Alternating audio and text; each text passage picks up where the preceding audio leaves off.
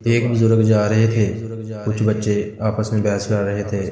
जब करीब से गुजरे तो वो बच्चे कहने लगे, बाबा जी हम आपस में किसी मसला पर बहस कर रहे हैं, आप जरा फैसला तो करें। उसने कहा, बेटा क्या मसला है?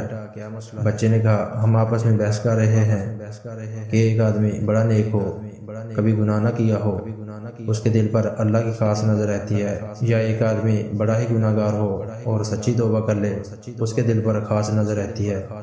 वो बुजुर्ग फरमाने लगे, बेटा मैं आलम तो नहीं, ताहम एक बात मेरे तजर्बे में आई है कि मैं कपड़ा बुनता हूँ, खड्डी चलाता हूँ, धागे होते हैं। मेरे तजर्बे में बात आई है कि जो धागा टूट जाता है मैं उसे गिरा लगाता हूँ, उसके बाद उस पर खास नजर रखता हूँ कि दोबारा टूट न जाए।